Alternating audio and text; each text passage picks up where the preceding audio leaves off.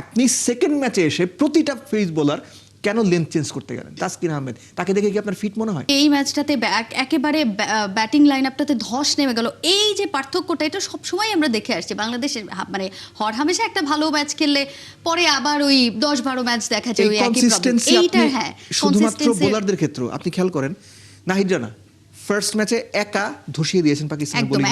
ওইটা Nahid Rana versus Pakistan show ছিল। আমার কথা হচ্ছে যে আপনি সেকেন্ড ম্যাচে তো আপনার 5 উইকেট পাওয়ার দরকার নেই। ফার্স্ট ম্যাচে আপনি যে প্ল্যানে সাকসেসফুল হইলেন, short of length ball, a bit of short of length from the good length, bouncer, speedy, wicket থেকে সুবিধা নেবেন। শুধুমাত্র নাহিদ রানা না, বাংলাদেশের প্রতিটা পেসার ফার্স্ট ম্যাচে বাংলাদেশের 9 উইকেটে 7টাই শর্ট অফ লেন্থ বা শর্ট অফ লেন্থে শর্ট ডেলিভারিতে পেসারে উইকেট পেয়েছে।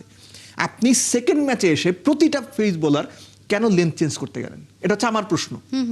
আপনারা একটু উপরে কেন বল করতে গেলেন? এবং নাহিদ রানার ব্যাপারটা হচ্ছে যে আপনি যদি তার বোলিং দেখেন সেকেন্ড ওয়ানডেতে, কনসিস্টেন্সি নেই, এলোমেলো বল করেছেন। নাহিদ রানা নিজেও এটা জানেন, উনি নিজে সবচেয়ে ভালো জানেন, কোচ এটা জানেন। কেন নাহিদ রানা সেকেন্ড ম্যাচেও 5 উইকেট পাবে কোনো দরকার নাই। সেকেন্ড ম্যাচে নাহিদ রানা 10 ওভার 40 রান 9 উইকেটও থাকতে পারতো, কিন্তু এই যে ইনকনসিস্টেন্সি, ধারাবাহিকতার অভাব, এটা বাংলাদেশের ব্যাটসম্যান বোলার সবার মধ্যে। তাসকিন আহমেদ তাকে দেখে কি আপনার ফিট মনে হয়?